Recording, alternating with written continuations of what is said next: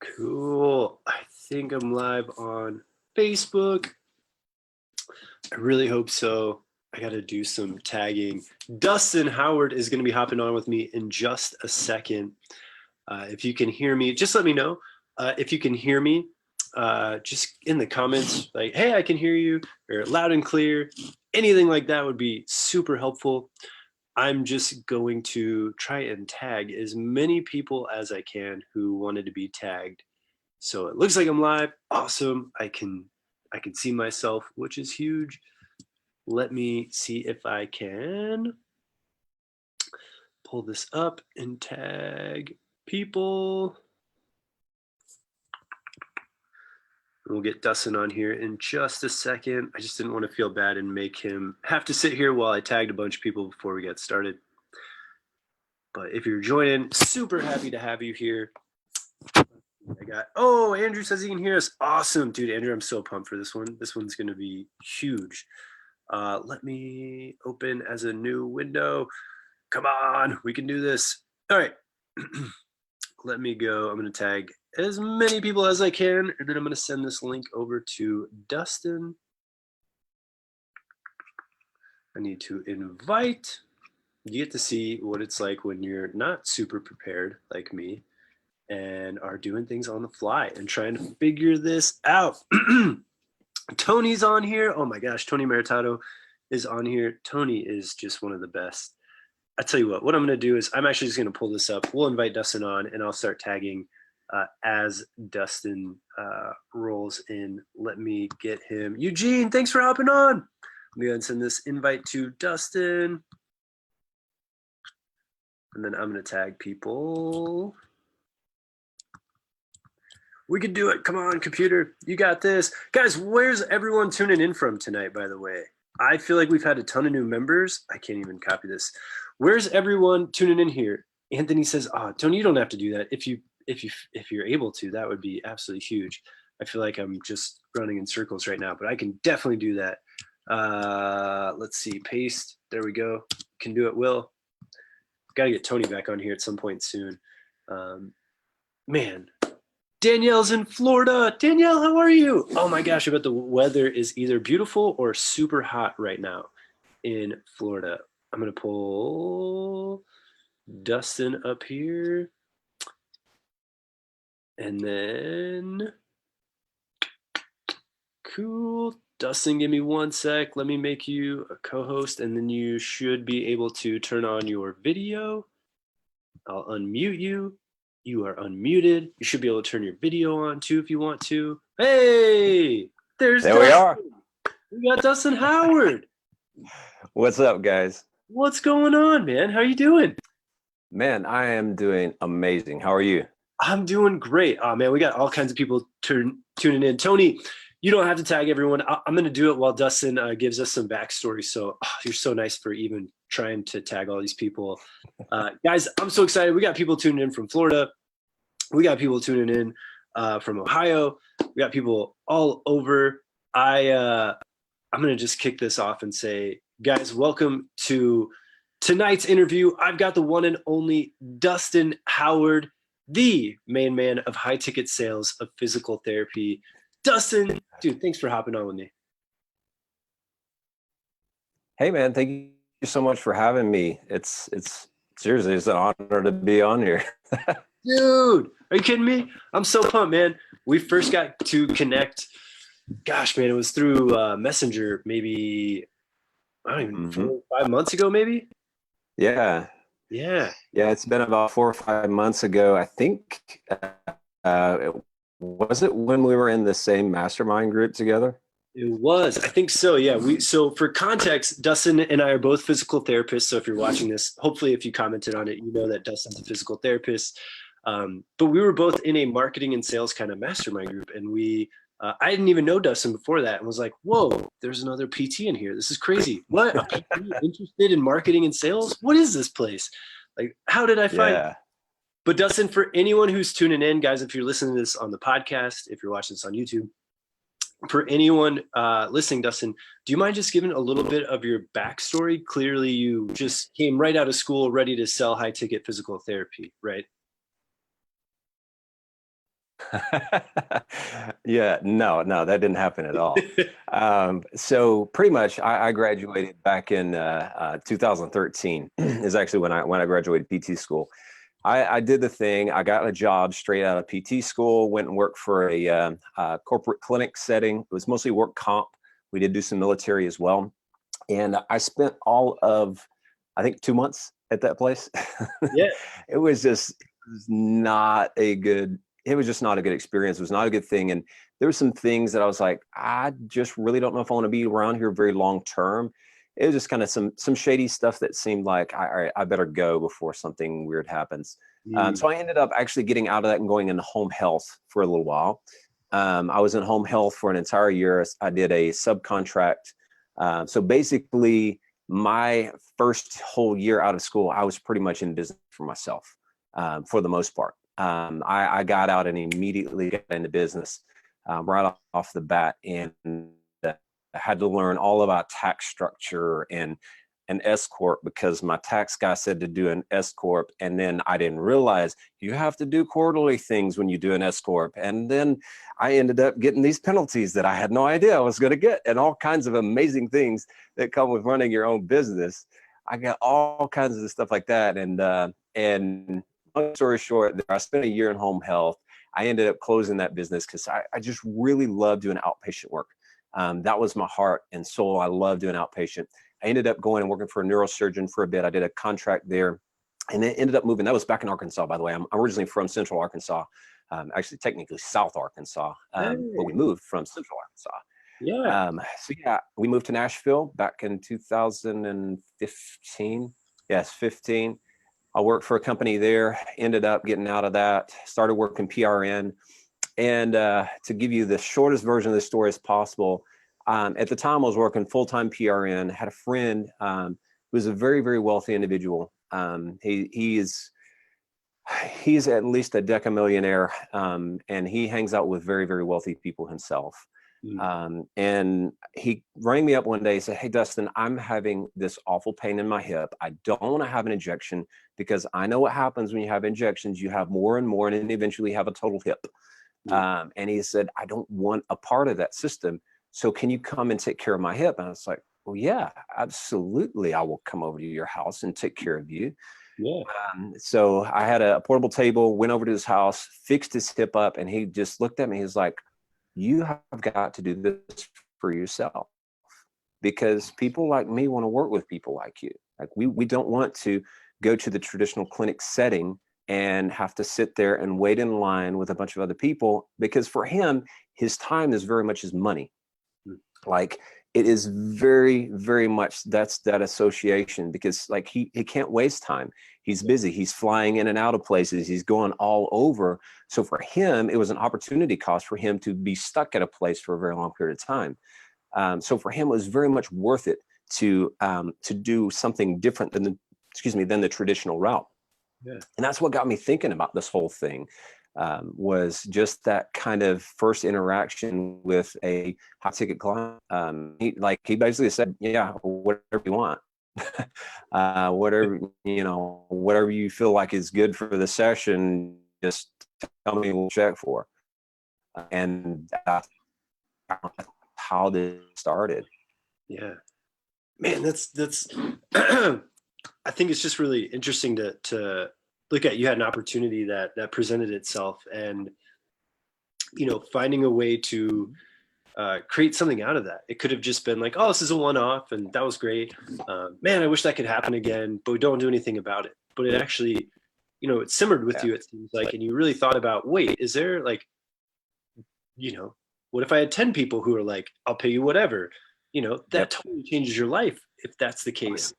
And if you're watching this right now and you're watching the live right now, I just want you to comment me if you feel like you've ever been undervalued as a physical therapist for what you can bring. I just want you to comment me if you feel like you've worked at a clinic before and you feel like, you're making 30, 40, 50 bucks an hour maybe.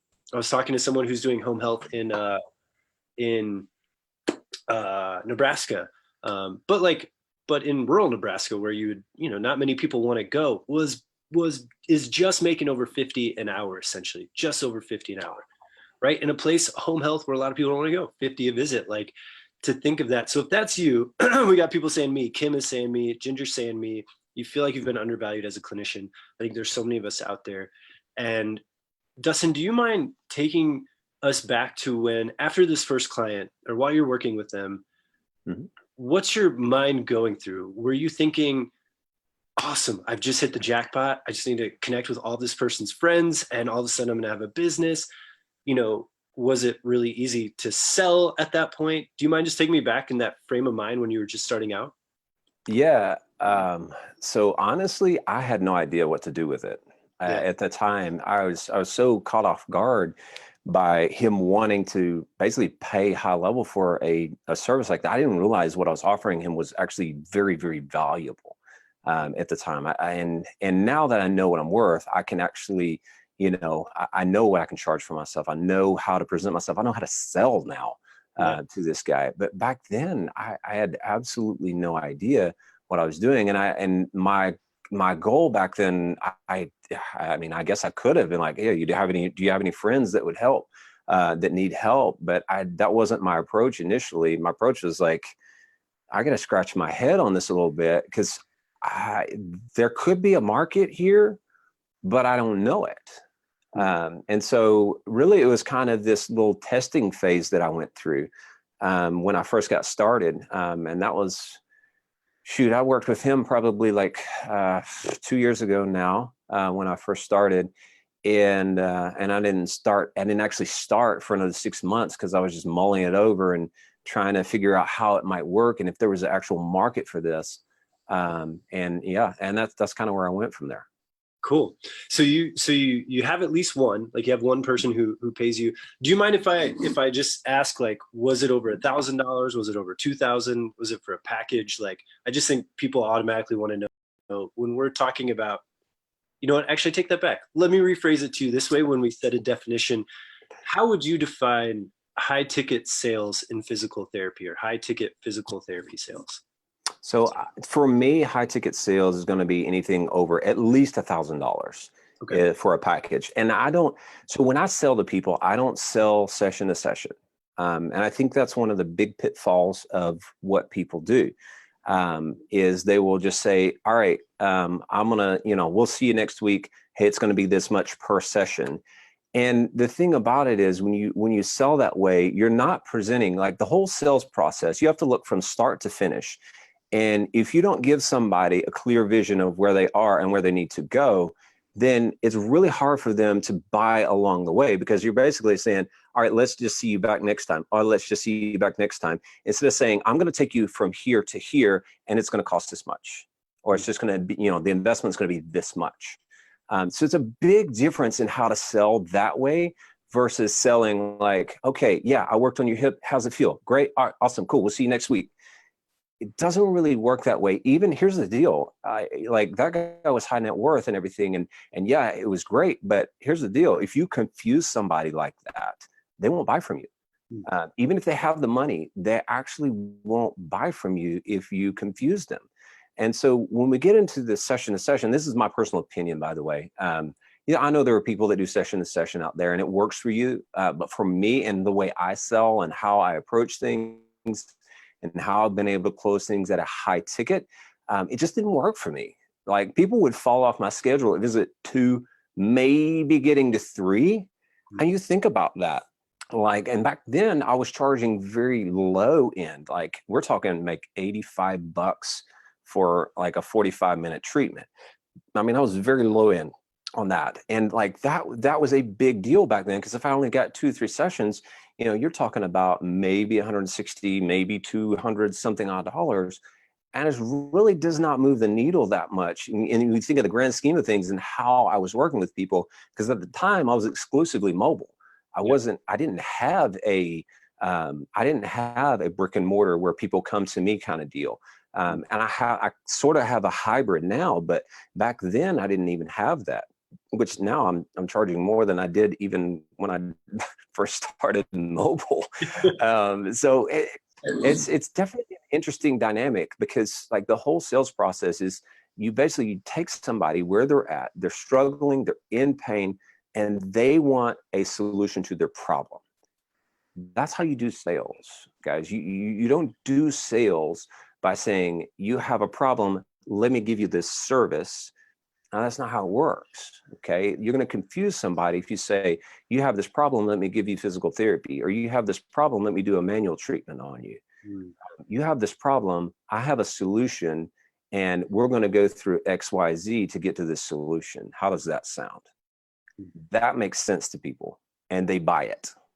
I mean, I love it, and it makes so much sense. Why, you wouldn't go to a car, you wouldn't go to a car dealership and want to be able to drive a car, and they say, you know what, Dustin, come in this week, we'll get you some tires.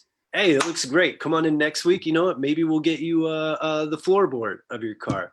Oh, you're doing better. Great. Like, let's get you, some rear view mirrors and some windows. You would be like, this is the most horrible process ever. I just want to drive a freaking car.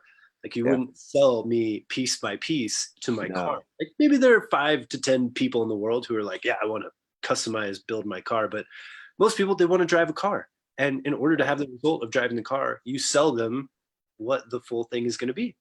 So I think that's just really, really fascinating. And Andrew Tran has a really good question. Kind of I wanted to ask too. So just to clarify, Dustin, you don't do any per session rates for people, always a package. No. And then Andrew says, do you have just one price that you charge overall, or do you just promise the end result? And if it takes 4 visits or if it takes 8 visits, it's still the same price? So I tried the outcome-based model, like what you're talking about there, where you just charge the same price. Honestly, to be quite honest with you, I tried it. I sold a couple like that, but man, it was a hard sell.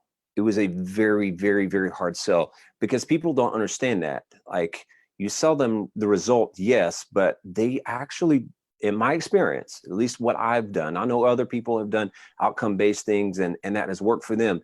But every time I go to sell, like, for me, sales is about confidence too. It was very hard for me to be confident behind saying, well, I'm going to sell you this package for, $3,200. And now we're going to spend, I don't know how long on it. There's all kinds of uncertainty there. What people want is, they're okay with a little bit of uncertainty, but you better give them some sort of certainty when you're trying to sell to them. You think about it in your case. If you were trying to buy from somebody, like the car example, if you were uncertain if this car was a good car and it wouldn't drive off the lot with the wheels falling off on it, would you buy it? No, you're just not going to do that, right? So I tried the outcome-based approach, but it was very hard for me to sell that way. So now what I do is actually do session packages for people. And that I find is the easiest sell. They can understand, like, hey, we're going to take 6 sessions, 8. I've sold as high as 16 to people before. And those are my higher end packages that I do sell to people. But it just kind of, like, for me, the session, like, package rate works way better than an outcome based, in my experience. Yeah, I can totally understand. It's something tangible. I can wrap my mind around, like, oh no, that makes sense. I have to, we have to work together that many times to get a result. Yeah. Everybody wants to talk about, like, hey, you don't want to trade time for money and things like that. But it's really hard to get away from that in a service-based business. Sure. Where we're at in physical therapy, we are hands-on with people. We're doing exercise. We're doing the thing. We are there with them. For me, what I do, I'm there with them for an hour.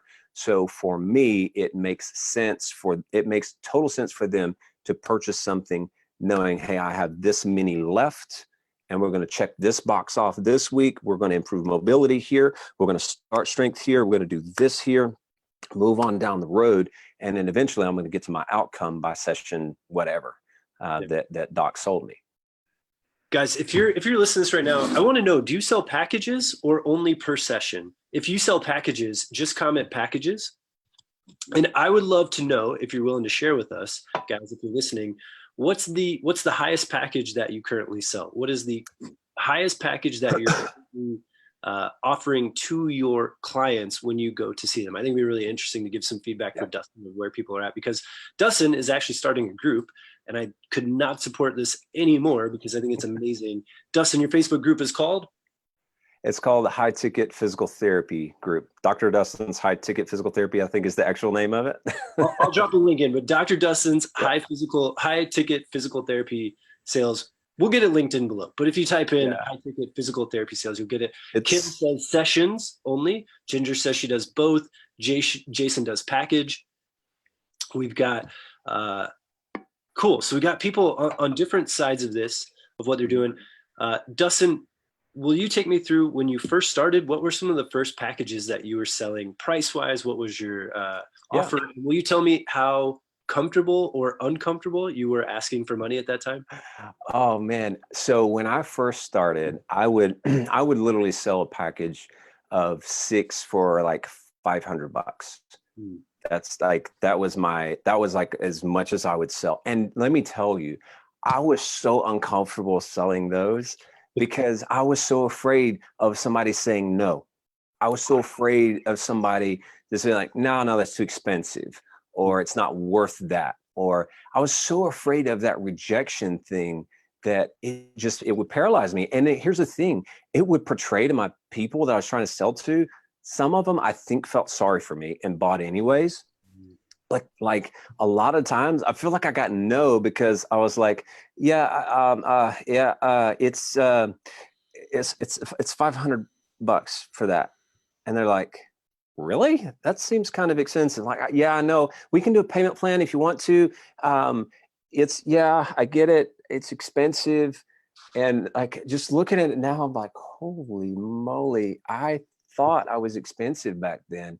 But really, I was actually cheap in all respects. So we got people in. Some people are saying right now the highest is $1,650, $1,900. I think a few more people answered that. Nice. That went down through my comments that I can't see anymore. I just think it's really interesting, guys. If you're watching this, if you're listening on the podcast, please don't stop and text. But if you're listening to this and you're watching this live right now, how uncomfortable on a scale of 0 to 10, I should put it this way, how comfortable 0 to 10 are you at asking for money? And Kim, we're going to get into Dustin's new price ranges, what he's selling now at the end of this to see if he's comfortable with it. But 0 to 10 right now, how comfortable do you feel asking for more than $1,000 for your services? How comfortable 0 to 10 do you feel asking for more than $1,000 for your services to solve a problem for someone? I'd love to know. Okay, so Dustin, I want to dive in. You're asking $500 for 6 visits. How dare you? Oh my gosh, you're gonna rob someone. 6 sessions for $500.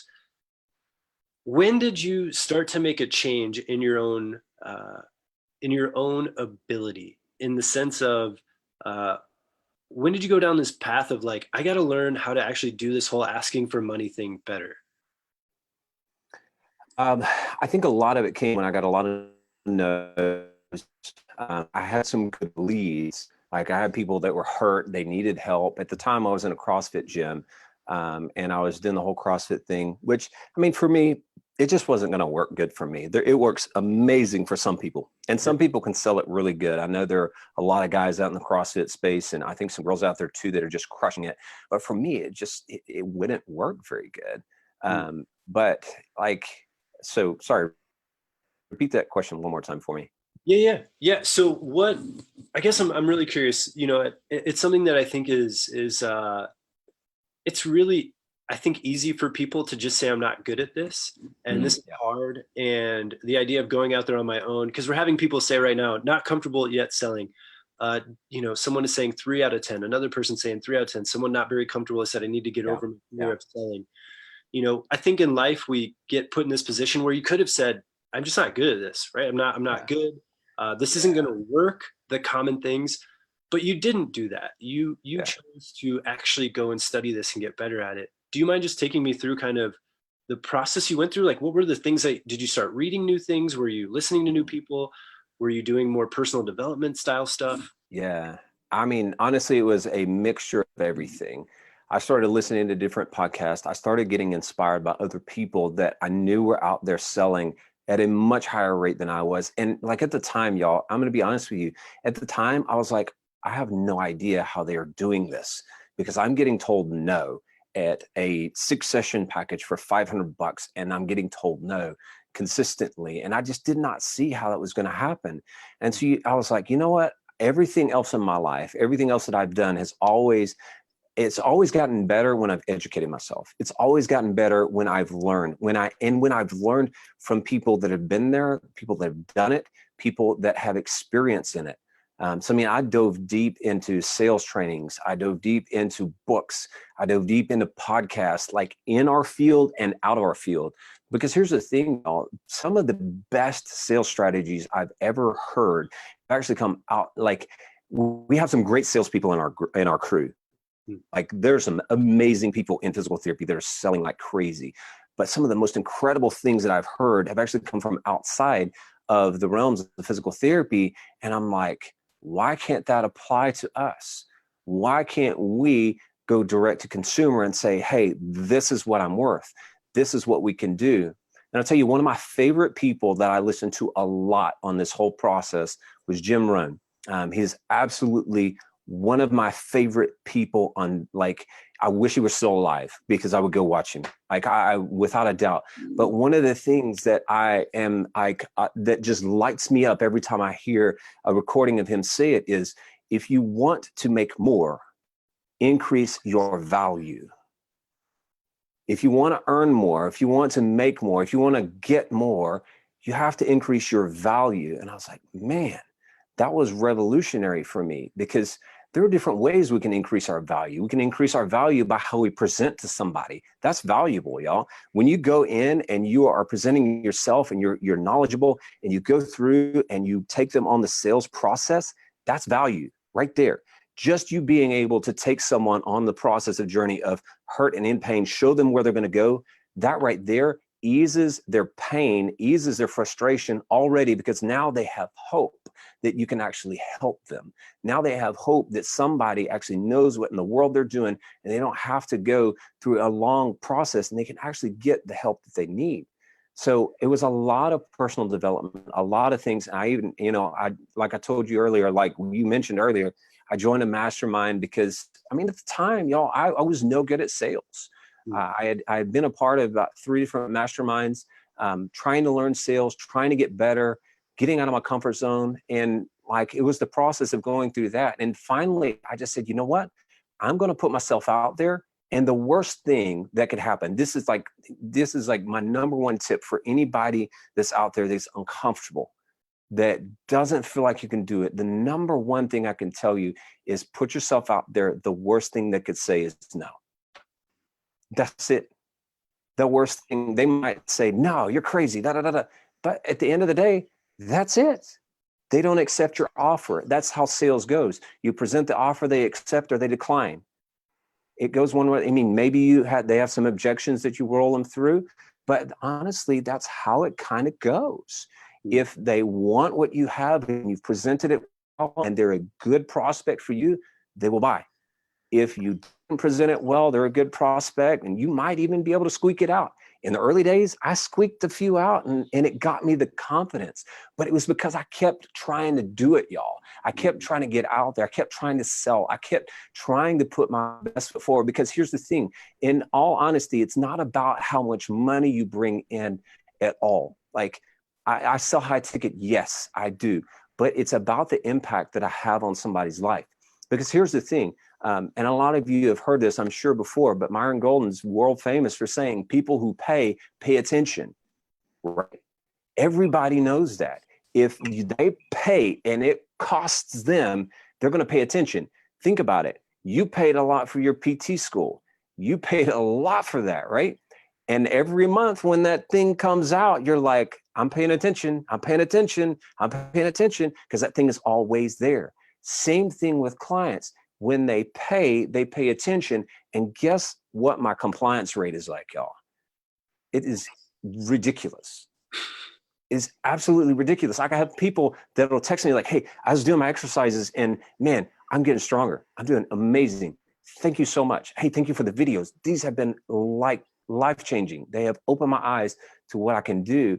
and how my body can actually heal itself.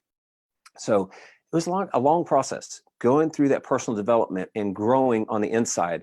And one of the things that my buddy, who is the guy that got me started on this, he always would tell me, and like, I mean, he coached me so many times. When I would go over there to help him on his hip, he coached me every single time I went over there. And he goes, Dustin, you get there before you get there. You get there before you get there. And he's like, if you want to be a high ticket salesperson, if you want to be of high value, it's got to be on the inside of here first. When you get it in here and you start getting those reps, like, yes, I'm value, and you keep putting it out there and you keep telling yourself, like, I can do this, and you're going to put yourself out there and you're going to keep going at it, eventually it's going to click and it's going to stick and it's going to show in your sales. Your sales are going to go up as a result. So that was kind of my process. It was a long journey. It took me a long time to get to where I could get comfortable with selling at high ticket and not, and not like looking to the people that basically say, well, we're supposed to be cheap as physical therapy. We're supposed to be the cheap alternative. And maybe yes, but in long term, yes, we are cheaper. If you look at all the research studies, even if we sell high ticket, we're still going to be cheaper. I think you actually posted a thing on that the other day, like about the laminectomy and everything. So in the end, guys, what we do in respect of everything, yes, yeah, we can sell it at a high ticket. Honestly, it's really a drop in the bucket. Totally, especially compared to alternative options. Especially when surgery is on the line, imaging. I mean, costs are going through the roof. Right. Thanks for sharing that, Dustin. I think it's really important that people see that it is a journey, it's a process. And right now, if you're watching, I know Letitia's still on here, Danielle. If you guys, who here, I'm going to raise my hand as number one, guilty of this for a long time. How many of us or you are out there take it personal when someone says no when you try to sell them? I remember for a long time, for me, I felt like I failed. It was success or failure is how I looked at it, versus, okay, what can I learn from this opportunity? So if that's you right now, I just want you to comment me if you feel like, I just feel like it's either failure or success when I try to go in to sell. Because Dustin, what you said was you changed your mindset to a place where it doesn't matter what the answer is. I'm doing this for me to go practice this thing, to get better at this thing. Jason says yes. Kim says sometimes she feels that way. I think it's so important. So I would love to ask you, and guys, if you have questions for Dustin too, I do want to have some Q&A at the end, because I'm sure you guys have tons of questions for Jason or Dustin. I know we've got some, I just saw Jason's name, some other stuff roll in questions before, but Dustin, I guess I'm really curious right now, when you go in your sales pitch, for example, do you mind just giving us like a 10,000 foot view when you go into a home? Do you mind just taking us in? You go in for an initial visit for free? Are you doing like, how do you set up your consult? And then how long does that usually last? And at the end of it, how do you frame this pitch? I don't even have to give away everything that you know, but yeah. We're gonna go for it. So I'll take you through the whole sales process really fast. So basically what happens is somebody reaches out to me through either something they've seen or a friend or whoever has referred them to me. I haven't quite nailed down that paid advertisement thing like you have. That's what I'm saying. We got to get on the phone and talk about that. So basically what happens, they reach out and we schedule a phone consultation. And we go over things over the phone.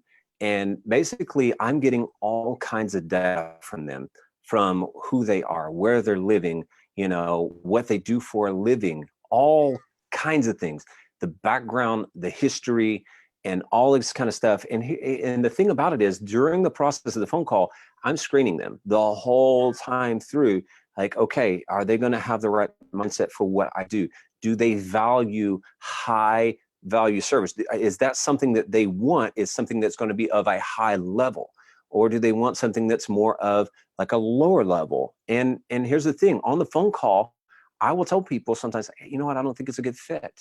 And I'll say, hey, I will help you find some place that you can go if that's what you want to do. And that's literally what I do sometimes over the phone. But if I find that it's a good fit, and to be honest with you, the vast majority of the time, the people that come to me most of the time on the initial phone screen, it is a good fit. The vast majority of the time, it's a good fit. And then from there, what I'll say is like, hey, you know what? I really think I can help you. Let's schedule a consultation. And here's the thing, y'all.